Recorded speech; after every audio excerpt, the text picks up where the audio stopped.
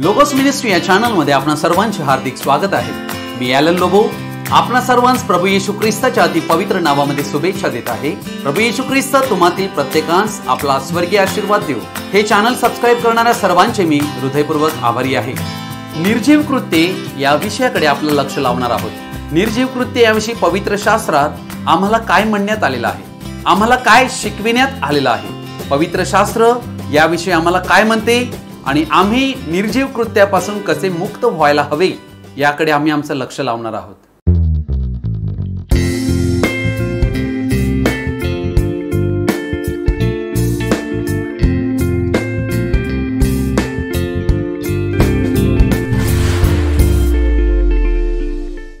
इब्री Lucas पत्राचा 9वा अध्याय 14व वचन मी आपणापुढे वाचत आहे। तर सार्वकालिक आत्म्याच्या योगे ज्याने निष्कलंक अशा स्वतःस देवाला अर्पण केले, त्या ख्रिस्ताचे रक्त आपली सद्सद्विवेक बुद्धी जिवंत देवाच्या सेवेसाठी निर्जीव कृत्यांपासून किती विशेष करून शुद्ध करील। अर्थात या वचनामध्ये आम्हाला आढळत आहे की आमच्या ख्रिस्ती जीवनाची सुरुवात निर्जीव कृत्यांपासून मुक्त झालेली होणे अत्यावश्यक आहे। म्हणजे आमची सद्सद्विवेक बुद्धी, विवेक भाव ज्याच्यामध्ये परिवर्तन येईल, जे बदललं जाईल, यासाठी की आम्ही निर्जीव कृत्यापासून मुक्त होऊन जिवंत देवाची सेवा करण्यास लायक ठरावे। अर्थात आम्हाला ती सेवा करता यावी। लक्षात घ्या, म्हणून निर्जीव कृत्यांतून मुक्त होणं आवश्यक आहे। मग आज आम्ही आमचं लक्ष या विषयाकडे लावणार आहोत। अशी कोणती निर्जीव कृत्ये आहेत ते आम्ही पाहणार आहोत। परमेश्वर पवित्र आत्म्याद्वारे आमचं सहाय्य करो। अर्थात मनुष्याच्या देह स्वभावाची ही वैशिष्ट्ये आहेत। अर्थात मनुष्यामध्ये ज्या इच्छा निर्माण होतात त्या इच्छा म्हणजे हावेंतूनच देह स्वभावाची वैशिष्ट्ये उत्पन्न होत असतात आणि तिचं रहस्य या ठिकाणी निर्जीव कृत्यांना जन्म देण्याचं कार्य करीत असते। आम्हाला म्हणूनच निर्जीव कर्मांची अचूक ओळख असणे अत्यावश्यक आहे। निर्जीव कृत्ये जी आहेत ही फार फसवी कृत्ये असतात। बाहेरून ती फार चांगली कामे म्हणून भासतात खरी, परंतु त्याचा उगम वाईटापासून झालेला असतो। म्हणून आम्हाला त्याची पूर्ण समज होण्याची गरज आहे। इब्री लोकास पत्राचा 6वा अध्याय 1 ते 3 वचन आम्ही वाचत आहोत। तेव्हा निर्जीव कृत्याबद्दलचा पश्चाताप, देवावरचा विश्वास आणि बाप्तिस्म्याचे, हात वर ठेवण्याचे, मृतांच्या पुनरुत्थानाचे व सार्वकालिक न्यायाचे शिक्षण हा पाया पुन्हा न घालता आपण ख्रिस्ताविषयीच्या प्राथमिक बाबी संबंधी बोलत राहण्याचे सोडून प्रौढतेप्रत जाण्याचा नेटाने प्रयत्न करूया। देव होऊ दे तर हे आपण करू। अर्थात या ठिकाणी आम्ही जे वचन वाचलं, या वचनात आम्हाला असं आढळत आहे की निर्जीव कृत्यांबद्दलचा पश्चाताप। अर्थात निर्जीव कृत्ये म्हणजे काय? ज्यामध्ये काही जीव नाही, प्राण नाही, अशी कृत्ये काहीच कामाची नाहीत आणि त्याबद्दलचा पश्चाताप ह्या गोष्टी आमच्या ख्रिस्ती जीवनामध्ये अत्यावश्यक आहे। मत्ती शुभवर्तमान याच्या 6व्या अध्यायामध्ये आम्ही येतो। 6वा अध्याय फार महत्वाचा अध्याय आहे। या ठिकाणी आम्ही पाहत आहोत 1 ते 18 वचन। यामध्ये प्रभू येशूने अनेक गोष्टी दिलेल्या आहेत। दानधर्माच्या विषयावर दिलेला आहे। अर्थात दानधर्म ज्या वेळेला मनुष्य करीत असतो तेव्हा तो दुसऱ्यावर एक परोपकार करीत असतो, परंतु दानधर्म करीत असताना त्याची कृत्ये निर्जीव कृत्ये बनू शकतात। कशी ते या ठिकाणी वर्णन केलेलं आहे। दुसऱ्या वचनापासून मी वाचत आहे। यास्तव जेव्हा जेव्हा तू दानधर्म करीतोस तेव्हा तेव्हा लोकांनी आपला गौरव करावा म्हणून ढोंगी जसे सभास्थानात व रस्त्यात आपणा पुढे शिंग वाजवितात तसे करू नको। मी तुम्हास खचित सांगतो की ते आपले प्रतिफळ भरून पावले आहेत। अर्थात या ठिकाणी दानधर्म करणाऱ्या व्यक्तीने काय केलेलं आहे? आपला गौरव व्हावा हे उद्देश, हा हेतू त्याने बाळगून दानधर्म केलेला आहे आणि अशा प्रकारचा हेतू बाळगल्या कारणाने दानधर्माचं कार्य, कृत्य निर्जीव कृत्यामध्ये गणण्यात आलेलं आहे। म्हणून माझ्या प्रिय भाव बहिणीनो, येशूने म्हटले तू दानधर्म करतोस तेव्हा तू जो उजवा हात काय करीतो हे डाव्या हाताला कळू नये, अशा हेतूने की तुझा दानधर्म गुप्तपणे व्हावा, म्हणजे तुझा गुप्तदर्शी पिता हे तुला तुझे प्रतिफळ देईल। त्यानंतर येशूने प्रार्थनेविषयी म्हटलं। अनेक वेळेला लोक प्रार्थना करीत असतात आणि प्रार्थना करताना ढोंग्यासारखे म्हणजे काय? वचन म्हणते लोकांनी आपणास पाहावे मी कोणीतरी आहे, मी किती चांगली प्रार्थना करीतो, माझी प्रार्थना किती उत्तम आहे हे दाखवावं म्हणून प्रार्थनेचं प्रदर्शन चाललेलं आहे. म्हणून सभास्थानात व चव्हाट्यावर उभे राहून प्रार्थना करणे त्यांनाच आवडते. मी तुम्हास खचित सांगतो की ते आपले प्रतिफळ भरून पावले आहे. आता तुम्ही म्हणाल, अरे तो व्यक्ती तर प्रार्थनाच करीत आहे. होय, प्रार्थना करीत आहे खरा, बाहेरून आम्हाला ते कृत्य प्रार्थनेचं दिसत आहे खरं, परंतु याचा उगम वाईटापासून झाला आहे. त्या प्रार्थना करण्यामागे उद्देश आपणाला लोकांनी पाहावे हा वाईट उद्देश आहे. या उद्देशालाच निर्जीव कृत्य म्हणण्यात आलेला आहे. म्हणून येशूने पुढे म्हटले, तू तर जेव्हा जेव्हा प्रार्थना करीतोस तेव्हा तेव्हा आपल्या खोलीत जा व दार लावून घेऊन आपल्या गुप्तवासी पित्याची प्रार्थना कर, म्हणजे तुझा गुप्तदर्शी पिता तुला तिचे प्रतिफळ देईल. हे आहे प्रार्थना करताना आमचं मन निर्जीव कृत्यापासून शुद्ध होणे अत्यावश्यक आहे. त्यानंतर प्रभू येशूने म्हटले, प्रार्थना करताना परराष्ट्रीयांसारखी व्यर्थ बडबड करू नका. 7वं वचन म्हणते, आपण पुष्कळ बोललो म्हणजे आपले मागणे मान्य होईल असे त्यांना वाटते. तुम्ही त्यांच्यासारखे होऊ नका, कारण तुमच्या गरजा काय आहेत हे तुमचा स्वर्गीय पिता तुम्ही त्याच्यापाशी मागण्यापूर्वीच जाणून आहे. येशूने नंतर पुढे म्हटलं 16व्या वचनापासून 18 वचनापर्यंत, तुम्ही जेव्हा उपास करिता तेव्हा ढोंग्यांसारखे म्लानमुख होऊ नका, कारण आपण उपास करीत आहोत असे लोकांना दिसावे म्हणून ते आपले तोंड विरूप करीतात. दाढी वाढवतात अनेक लोक, का? दुसऱ्यांना दाखवावं की माझा काहीतरी उपासाचा काळ चालू आहे. मी तुम्हास खचित सांगतो ते आपले प्रतिफळ भरून पावले आहेत. येशूचे शब्द आहेत. प्रिय भावा बहिणींनो, वचन म्हणते विश्वासी व्यक्तीला, तू तर उपवास करीतोस तेव्हा आपल्या डोक्याला तेल लाव, आपले तोंड धू, अशा हेतूने की तू उपवास करीत आहेस हे लोकांना नव्हे तर तुझ्या गुप्तवासी पित्याला दिसावे, म्हणजे तुझा गुप्तदर्शी पिता तुला फळ देईल.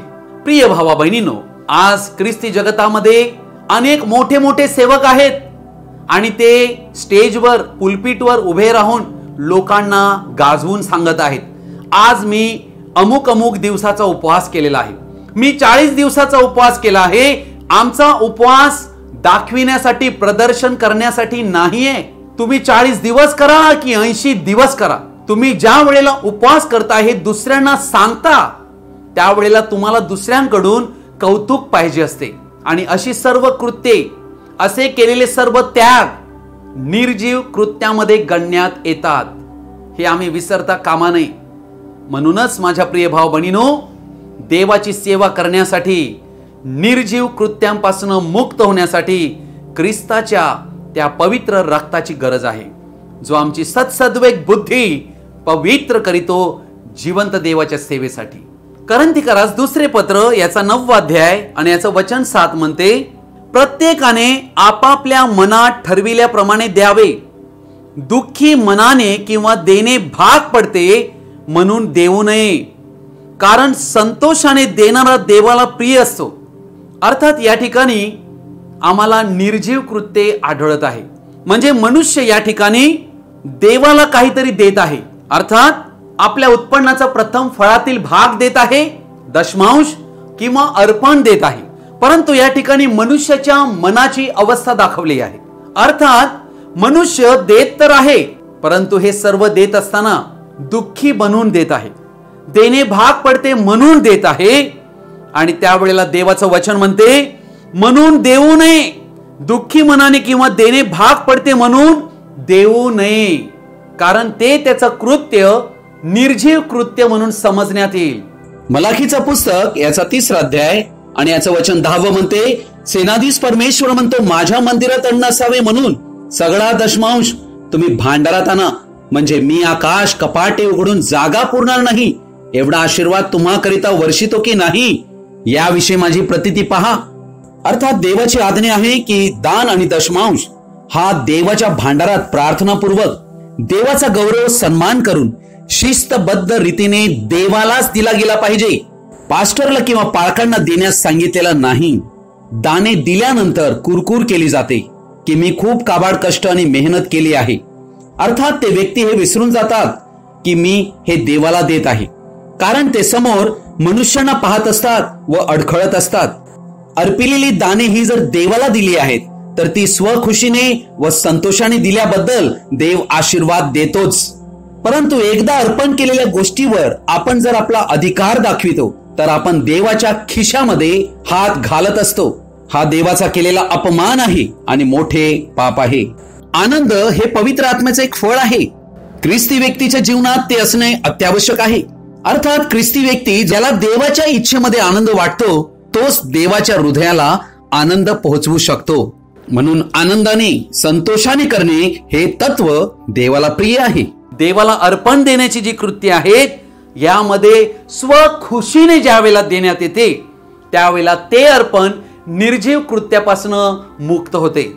यालाच म्हणतात आमची सद्सद्विवेक बुद्धी येशूच्या रक्ताने शुद्ध होईल तेव्हाच आम्ही जिवंत देवाची सेवा करण्यास लायक ठरतो. योहान कृष्णवर्तमान याचा 21 अध्याय आणि 15 वचन मी आपणा पुढे वाचत आहे. त्यांची न्याहारी झाल्यावर येशूने सिमोन पेत्राला म्हटले, योहानाच्या पुत्रा सिमोना, यांच्यापेक्षा तू माझ्यावर अधिक प्रीती करतोस काय? तो त्याला म्हणाला, होय प्रभू, आपणावर मी प्रेम करीतो हे आपणाला ठाऊक आहे. त्याने त्याला म्हटले, माझी कोकरे चार. या ठिकाणी प्रभू येशू ख्रिस्ताच्या पुनरुत्थानानंतर पेत्र, ज्याला येशू ख्रिस्ताने बोलावलं होतं माणसे धरणारं करीन म्हणून येशू आता त्या ठिकाणी चमत्कार घडून त्याच्या जाळ्यामध्ये अनेक मासे त्याला देतो आणि या ठिकाणी आता ते न्याहारी करून ते मासे खाऊन त्या ठिकाणी बसले आहेत. आणि त्यावेळेला येशू सिमोन पेत्राला प्रश्न करीत आहे, यांच्यापेक्षा तू माझ्यावर अधिक प्रीती करीतोस काय? अर्थात सिमोन पेत्राचं लक्ष आपल्या धंद्याकडे लागलं होतं. कारण पेत्राला प्रभू येशू ख्रिस्ताने पाळकीय सेवा दिली होती, पास्टरची सेवा. ह्या सेवेसाठी पेत्राला पाचारण केले होते आणि पेत्र तर आपल्या धंद्यात गुंतला होता. तेव्हा येशूने त्याला म्हटले, तू यांच्यापेक्षा माझ्यावर अधिक प्रीती करतोस काय? अर्थात कोणतीही सेवा जर करायची असेल तर ती प्रेमाने करणं फार आवश्यक आहे. जर त्या सेवेमध्ये प्रेम नसेल, करायचं म्हणून जर करीत असू तर ती सेवा ही निर्जीव कृत्यामध्ये गणण्यात येते. पेत्राचे पहिले पत्र 5 अध्याय 2 आणि 3 वचन म्हणते, तुम्हामधील देवाच्या कळपाचे पालन करा, करावे लागते म्हणून नव्हे तर देवाच्या इच्छेप्रमाणे संतोषाने त्याची देखरेख करा. द्रव्य लोभाने नव्हे तर उत्सुकतेने करा. तुमच्या हाती सोपविलेल्या लोकांवर धनीपण करणारे असे नव्हे तर कळपाला कित्ते व्हा. पेत्राच्या या पुस्तकात पेत्र स्वतः या ठिकाणी म्हणत आहे की पाळकांनी देवाच्या इच्छेने व संतोषाने देखरेख केली पाहिजे, कळपाला सांभाळले पाहिजे. करावे लागते म्हणून नव्हे परंतु उत्सुकतेने केली पाहिजे. द्रव्य लोभ न राखता केली पाहिजे आणि लोकांवर पाळकांनी कधीही बॉसिंग करू नये, धनीपण करू नये, परंतु कळपाला कित्ते होण्यासाठी पाळकांनी त्यात गुंतले पाहिजे. मगच मंडळी देखील निर्जीव कृत्यांपासून मुक्त होते. मत्ती कृष्णवर्तमान याचा 22 अध्याय याच्या वचनात म्हटलेला आहे 36 ते 40 वचन. गुरुजी, नियमशास्त्रांतील कोणती आज्ञा मोठी आहे? तो त्याला म्हणाला, तू आपला देव परमेश्वर याच्यावर पूर्ण अंतःकरणाने, पूर्ण जीवाने व पूर्ण मनाने प्रीती कर. हीच मोठी व पहिली आज्ञा आहे. हिच्याशिवाय दुसरी ही आहे की तू आपल्या शेजाऱ्यावर स्वतः सारखी प्रीती कर. या 2 आज्ञांवर सर्व नियमशास्त्र व संदेशांचे ग्रंथ अवलंबून आहेत. म्हणजे देव या ठिकाणी या 2 आज्ञांद्वारे आम्हाला दाखवित आहे, प्रेम जर नसेल, प्रेमाशिवाय तुमचे काही कृत्य असतील तर ती निर्जीव कृत्य आहेत. म्हणून आम्ही आमच्या कृत्यांचा आढावा घेतला पाहिजे, प्रेमाने भरलं पाहिजे. आमचं प्रेम त्या कृत्यांतनं दिसलं पाहिजे. या ठिकाणी येशूने आपलं प्रेम पेत्राला प्रकट केलं आणि पेत्राच्या जीवनामध्ये हा एक अद्भुत बदल होता. आजच्या आधुनिक ख्रिस्ती जगतामध्ये आम्हाला आढळत आहे की जे नेतृत्व करणारे, जे पुढारी आहेत, त्यांनी आपल्या स्वतःला पास्टर किंवा रेव्हरंड किंवा अपॉस्टल अशा प्रकारची शीर्षकं लावलेली आढळत आहेत. अर्थात प्रभू येशू ख्रिस्त हा स्वतः प्रेषित होता, संदेष्टा होता, पाळक होता, शिक्षक होता आणि सुवार्तिक होता. परंतु आमचा प्रभू येशू ख्रिस्त जो जगाचा निर्माण करता, त्याने कोणतीही पदवी आपल्या स्वतःला लावून घेतली नाही. मग आज प्रश्न आहे, अहंकार निर्माण करणाऱ्या अशा सर्व शीर्षकांचा सर्व ख्रिस्ती पुढाऱ्यांनी निषेध करायला हवा, कारण या गोष्टी प्रशंसेची आवड निर्माण करीतात. प्रशंसेची आवड माणसाला कधीही शिष्यत्वाकडे नेत नाही. जर आम्ही येशूचे शिष्य आहोत तर येशू आमचा गुरु आहे. गुरुकडे पाहून शिष्याने तसेच वागले पाहिजे. प्रकटीकरणाचं पुस्तक याचा 3रा अध्याय याचं 15 वचनापासून मी वाचत आहे. तुझी कृत्य मला ठाऊक आहेत. तू शीत नाहीस व उष्ण नाहीस. तू शीत किंवा उष्ण असतास तर बरे होते, पण तू तसा नाहीस, कोमट आहेस. म्हणजे उष्ण नाहीस, शीत नाहीस, म्हणून मी तुला आपल्या तोंडांतून ओकवून टाकणार आहे. मी श्रीमंत आहे, मी धन मिळविले आहे व मला काही उणे नाही असे तू म्हणतोस, पण तू कष्टी, दीन, दरिद्री, आंधळा व उघडा वागडा आहेस. हे तुला कळत नाही. म्हणून मी तुला मसलत देतो की श्रीमंत होण्यासाठी तू अग्नीने शुद्ध केलेले सोने माझ्यापासून विकत घे. तुझी लज्जास्पद नग्नता दिसण्यात येऊ नये म्हणून नेसाव्या शुभ्र वस्त्र विकत घे, आणि तुला दृष्टी यावी म्हणून डोळ्यात घालण्यास अंजन विकत घे.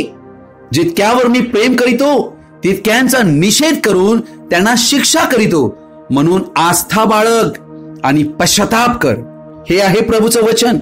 अर्थात आजच्या ख्रिस्ती जगताची परिस्थिती दाखवलेली आहे. या ठिकाणी आम्हाला आढळत आहे की लोक जे आहेत हे आस्था रहित जीवन जगत आहेत. त्यांचं जीवन पूर्णपणे कोमट झालेलं आहे, कारण जग त्यामध्ये शिरलेलं आहे. जसे एखादी बोट पाण्यामध्ये चालते खरी, परंतु तिला जर छोटासा होल पडला असेल तर पाणी त्या बोटीमध्ये शिरून ती बोट बुडणार आहे. हेच चित्र आजच्या कोमट जीवन बनलेल्या ख्रिस्ती लोकांचं आहे.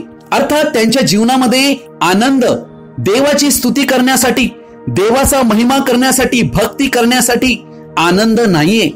प्रभूचं वचन म्हणते अशा व्यक्तीचा शोध करीत आहे की जो देवाची भक्ती आत्म्याने आणि खरेपणाने करील. अर्थात त्यासाठी लोकांना आनंद हवा, उत्सुकता हवी, आत्म्यामध्ये आवेश हवा. परंतु आज आम्ही पाहत आहोत मंडळामध्ये लोक कशा प्रकारे गीत गात आहेत. आपली तोंड लांब केलेली आहेत, दुःखी झालेले आहेत, उशिरा येत आहेत. प्रार्थना म्हणजे, स्तुती म्हणजे त्यांना फार मोठे ओझे वाटत आहे. ते टाळ्या देखील वाजवू इच्छित नाहीत. ते आपल्या जागेवर उठू देखील इच्छित नाहीत. अर्थात ही त्यांची काय परिस्थिती आहे.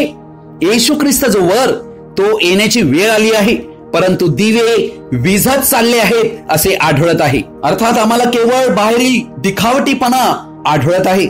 सुभक्तीचं केवळ बाह्य स्वरूप दिसत आहे. हे पवित्र आत्म्याचं फळ नाहीये. सैतानाला जागा दिलेली असल्या कारणाने या गोष्टी घडलेल्या आहेत. आम्हाला पश्चातापाची फार फार आवश्यकता आहे या निर्जीव कृत्यांतून बाहेर पडण्यासाठी. लूका शुभवर्तमान याचा 10वा अध्याय यामध्ये आम्हाला मार्था आणि मरिया नावाच्या 2 बहिणी आढळत आहेत, ज्यांनी आपल्या घरी येशू ख्रिस्ताचं स्वागत केलेलं आहे. 40 वचन म्हणत आहे, तेव्हा मार्थेला फार काम पडल्यामुळे तिची तारंबळ उडाली आणि ती पुढे येऊन म्हणाली, प्रभूजी, माझ्या बहिणीने माझ्या एकटीवर कामाचा भार टाकला.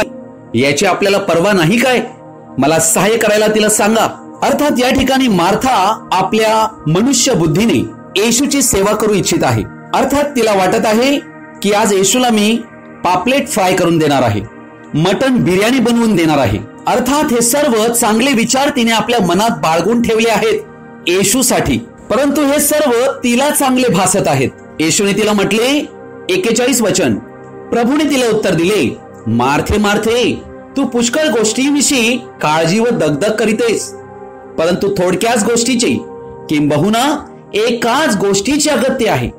मरियेने चांगला वाटा निवडून घेतला आहे, तो तिच्यापासून काढून घेतला जाणार नाही. अर्थात मालकाने जे काही दासाला सांगितले आहे तेच दासाने करावे. मरिया येशूच्या चरणाशी बसून राहिली आहे आणि हा तिने अत्यंत चांगला वाटा निवडून घेतला आहे. तिने आपल्या स्वतःला कोणत्या कृत्यामध्ये गुंतवून ठेवलेले नाही. मार्थेने येशूला विचारले नाही की मी तुझ्यासाठी काय करू, परंतु मार्थेला हे वाटत होते की जे काही मी करीत आहे ते बरोबर आहे. तिने येशूचं स्वागत आपल्या घरात केलं खरं, परंतु वचन ऐकण्यापूर्वी किचन मध्ये ती निघून गेलेली आहे. अर्थात मरिया आणि मार्था या दोन्हीही एकाच घरात आहेत, म्हणजे त्या मंडळीला दर्शवित आहेत. परंतु येशूच्या येण्यानंतर त्यांच्या सेवेचे वर्णन या ठिकाणी आढळते. मार्था आपल्या स्वतःच्या बुद्धीचा वापर करीत आहे आणि त्यामुळे येशूला येऊन कुरकुर करीत आहे व येशूलाच दटावत आहे. व ती येशूला म्हणत आहे, माझ्या एकटीवरच सेवा सोडलेली आहे, मी एकटीच सेवा करीत आहे असं तिचं म्हणणं आहे. मरिया मला मदत करीत नाही, ती स्वार्थी आहे, ती आळशी आहे, ती दुर्लक्ष करीत आहे माझ्यावर. अर्थात मार्था इथे दाखवू इच्छित आहे की मी काय केले आहे ते त्याचं प्रदर्शन ती करीत आहे. अर्थात मार्थेची येथे परिस्थिती आम्हाला आढळत आहे, तिच्यामध्ये तक्रार करणे, दोषारोप करणे, तुलना करणे, द्वेष करणे या गोष्टी आलेल्या आहेत. त्यामुळे तिचा आनंद हिरावून घेण्यात आलेला आहे. आज अशाच प्रकारे आज ख्रिस्ती लोक आपल्या स्वतःला अनेक प्रोजेक्ट्स मध्ये त्यांनी गुंतवून ठेवलेले आहे आणि जे काही आवश्यक नाहीत अशा कामामध्ये स्वतःला गुंतवून ठेवलेले आहे. शाळा बांधण्यासाठी, कॉलेज बांधण्यासाठी, मोठे मोठे चर्चेस बांधण्यासाठी, अनाथाश्रम, सेमिनरी, हॉस्पिटल, सामाजिक सेवा कार्य, गरीब लोकांस कपडे द्यावे, अन्न द्यावे, वृद्धाश्रम अशा प्रकारच्या सर्व सेवा कार्यामध्ये गुंतलेले आहेत. परंतु ते देवाची इच्छा काय आहेत हे जाणू इच्छित नाही. आपल्या मानवी बुद्धीने त्यांनी हे सर्व सेवा कार्य करण्यास आरंभ केलेला आहे. मार्था या ठिकाणी विसरली आहे की ती कोणाबरोबर बोलत आहे. तिचं भान हरपलेलं आहे. तिचा एकंदर दृष्टिकोनच बदलला होता व ती प्रभूला हे सांगत होती की तुला माहित नाही आणि तुला माझी काळजी नाही. शेवटी मरियेचीच प्रशंसा येशूने केलेली आहे. आज माझ्या प्रिय भाव बहिणीनो, तुम्ही आणि आम्ही आमच्या स्वतःला मरियेमध्ये की मार्थेमध्ये पाहत आहोत? आम्ही काय करत आहोत? आम्हाला निर्जीव कृत्यांपासून विभक्त होण्याची आवश्यकता आहे. 39 वचनात आम्ही पाहिलं तर तिकडे दिलेलं आहे की मरिया तर येशूच्या पायाजवळ बसून त्याचे बोलणे ऐकत होती. आज फार कमी लोक आम्हाला आढळत आहेत जे देवाचे वचन ऐकण्यासाठी आपला वेळ देत आहेत. याकोबाचे पत्र 2 अध्याय 26 वचन म्हणते, म्हणून जसे शरीर आत्म्या वाचून निर्जीव आहे तसा विश्वासही क्रिया वाचून निर्जीव आहे. अर्थात विश्वास क्रियाविना निर्जीव आहे आणि क्रिया विश्वासा वाचून निर्जीव आहे. इफिस्करास पत्र याचा 4 अध्याय याचं 5वं वचन म्हणते, प्रभू एकच, विश्वास एकच आणि बाप्तिस्मा एकच. अर्थात विश्वास हा एकच आहे पवित्र शास्त्राचा. परंतु आज या एकाच विश्वासाचे अनेक तुकडे मंडळांद्वारे करण्यात आलेले आहेत. जर अशा पद्धतीने विश्वासाचे तुकडे झाले तर क्रियांचे देखील तुकडेच होतील. अर्थात आमच्या युगामध्ये जो खरा विश्वास आहे, जो प्रेषितीय विश्वास, तो छेदला गेलेला आहे आणि त्याद्वारे संप्रदायाची निर्मिती झाली आहे. अर्थात विश्वास हे एक प्रकटीकरण आहे ज्याद्वारे विश्वासी ख्रिस्ती व्यक्तीची वृद्धी होत असते आणि तो परिपक्व बनत असतो. परंतु आज आम्हाला मंडळामध्ये गोंधळ आढळत आहे. तारणाचे वेगवेगळे मार्ग ज्याने त्याने बनवलेले आहेत. चर्च नवीन जन्मावर व ख्रिस्ती शिष्यत्वावर आधारित नसून चर्च हे सभासदत्वावर आधारित करण्यात आलेले आहे. देवाच्या सत्य वचनाऐवजी मानवी मतांना प्राधान्य देण्यात आलेलं आहे आणि देवाच्या वचनात सरळ भेसळ करण्यात आलेली आहे. चुकीचे अनुवाद करून देवाच्या वचनाचा सत्य अनुवाद बिघडवलेला आहे. वचनाबाह्य ते ध्येय मंडळामध्ये बनले गेले आहेत. आपण मोठे होऊ, आपण याच्यापेक्षा मोठे होऊ, आपण त्यांच्यापेक्षा मोठे होऊ. अर्थात पवित्र आत्मा हा देवाने पाठविलेला पाराक्लेत खरा गुरु, त्याचं नेतृत्व आज मंडळांनी सोडून दिलेलं आहे. मानवी शिक्षणावर आधारित असणारं नेतृत्व मंडळामध्ये आलेलं आहे. ही आहे सत्याशी तडजोड. म्हणूनच आम्हाला मंडळामध्ये आज व्यर्थ उपासना आढळत आहे. पापांचा निषेध नाही, परंतु तुम्हाला संपत्ती, पैसा कसा प्राप्त होईल यासाठी प्रचारक पैशाच्या विषयावर बोलत आहेत, पैशाची मागणी करीत आहेत. स्त्रियांना शैक्षणिक कुवतीमुळे त्यांना पास्टर बनविण्यात येत आहे. पास्टरची बायको देखील पास्टर. अशा प्रकारचं आम्हाला चित्र आज सांप्रदायिक मंडळामध्ये आढळत आहे. अर्थात मंडळांनी स्वतःला वेगवेगळी नावं, संस्थेची नावं, संघटनेची नावं लावून घेतलेली आहेत. म्हणून आज आम्हाला अनेक मतभेद आणि फुटी मंडळामध्ये आढळत आहेत आणि या सर्वांमुळे पुष्कळ संप्रदाय यामध्ये विभागणी झालेली आहे ख्रिस्ती मंडळांची. अर्थात पवित्र आत्म्याने सोपून दिलेला एकच विश्वास, यहुदाचं पत्र 3 वचन, तो विटाळला गेलेला आहे आज. म्हणूनच मंडळांना ख्रिस्ताच्या खऱ्या आणि प्रेषितीय शिकवणुकीकडे परत येण्याची फार फार आवश्यकता आहे. आज मंडळामध्ये अशा प्रकारे अनेक लोक प्रार्थना कराव्यास येत आहेत, परंतु या सर्व प्रार्थना आणि उपासना निरर्थक ठरलेल्या आहेत, निर्जीव कृत्ये ठरलेली आहेत. आज आम्हाला ही गोष्ट पारखण्याची गरज आहे की आम्ही काय शिक्षण स्वीकारलेलं आहे, काय जे शिक्षण आम्ही स्वीकारलेलं आहे ते पवित्र शास्त्राला अनुसरून आहे की नाही, हे प्रत्येक सभासदाने पाहणं फार फार आवश्यक आहे. मनुष्यापासून बनविलेल्या रूढी चालीरीती सोडून विश्वास जो देवाने दिला आहे त्याकडे परतण्याची गरज आहे. योहान कृष्ण वर्तमान याचा 5वा अध्याय याचं 44 वचन असं म्हणते, जे तुम्ही एकमेकांकडून प्रशंसा करून घेता. बघा काय आवड आहे बघा. आज ख्रिस्ती जीवनामध्ये ही गोष्ट चालू आहे. वास्तविक वचनात दिलेलं आहे, जे चुकीचं आहे त्याला चूक म्हणा, वाईट आहे त्याला वाईट म्हणा, बरे आहे त्याला बरे म्हणा. परंतु आज आम्हाला काय आढळत आहे, मनुष्य मनुष्याला खुश करण्यास लागलेला आहे. संत पौल गलतीकरास पत्र 1 अध्यायामध्ये म्हणतो, मी जर मनुष्याला खुश करीत बसलो असतो तर मी ख्रिस्ताचा सेवक कधीच बनलो नसतो. आज आम्हा विश्वासणाऱ्या व्यक्तींना फार फार सांभाळणे आवश्यक आहे. येथे योहान कृष्ण वर्तमान 5वा अध्याय 44 वचन म्हणते, जे तुम्ही एकमेकांकडून प्रशंसा करून घेता आणि जो एकच देव त्याच्याकडून प्रशंसा करून घेण्याची खटपट करीत नाही, त्या तुम्हाला विश्वास ठेवता येणे कसे शक्य आहे. विश्वासा वाचून आम्हाला कोणीही विश्वासी गणत नाही. आणि येशू येथे म्हणत आहे, ज्यांना प्रशंसेची फार आवड आहे त्यांच्या ठाई विश्वास निर्माण होऊ शकत नाही. येशूचे हे शब्द आहेत. हे शब्द फार सखोल आहेत. यावर विचार करणे आणि मनन चिंतन करणे अत्यावश्यक आहे. म्हणून आमचे कोणतेही कृत्य जे आमच्या स्वतःला गौरव देते, आमच्या कोणत्याही कृत्याद्वारे आम्ही मनुष्यावर जर प्रभाव टाकू इच्छित असू तर ते सर्व कृत्ये निर्जीव कृत्य आहेत. आपल्या मनाचे नवीकरण होणे हे अत्यंत आवश्यक आहे. अन्यथा आमचे ख्रिस्ती जीवन जगण्याचा दृष्टिकोन जर जगासारखा राहिला तर काय फायदा.